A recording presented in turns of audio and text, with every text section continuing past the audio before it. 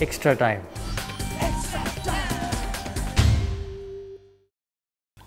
You could have had bigger total, or was it the might of Indian batting which? No, I think we could have been have a big total. Though we have been playing Tamim and Mushfiq, get out by part time. It's always difficult. That time we have been in the top. Maybe from the ball we have been 6-7 runs short. It could have been easily to 330-40. But suddenly wicket fall from there again. Sakib and Riyad couldn't go through. So always difficult from there to score 300. Considering the fact that this team looks up to you as a leader, as a captain, your guidance. So in the next big ICC tournament, the 50-over tournament is 2019.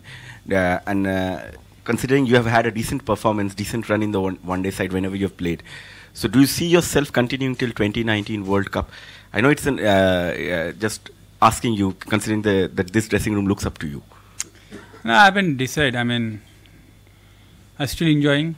So maybe not. You never know. I will never think about it. So as long as I enjoy, I'll keep going. Was a strategy to bowl a lot of short balls to Dhawan premeditated, because these guys have obviously started to play short balls really well, because that plan went really awry today? No, actually, I think we didn't ball into the right areas. When you don't ball into the right areas, then the short ball doesn't affect.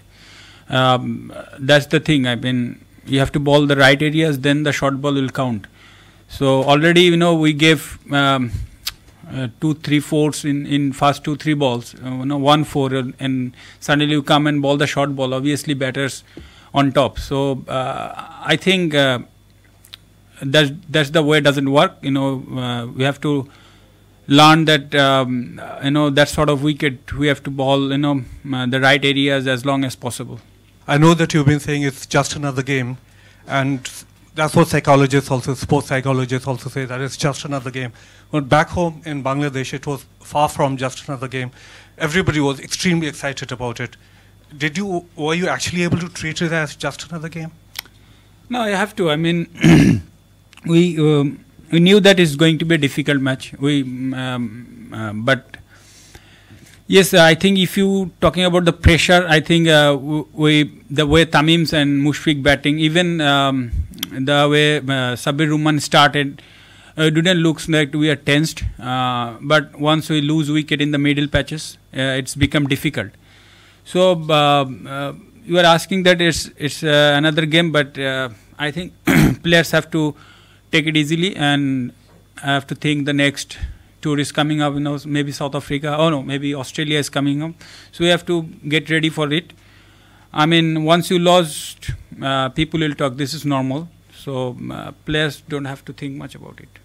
Mashrafe, 2 questions. Number one is that despite you having a pretty decent bowling lineup, the ease with which the Indian batsmen scored 265 must have been very threatening for the Bangladesh team, the ease with which they scored.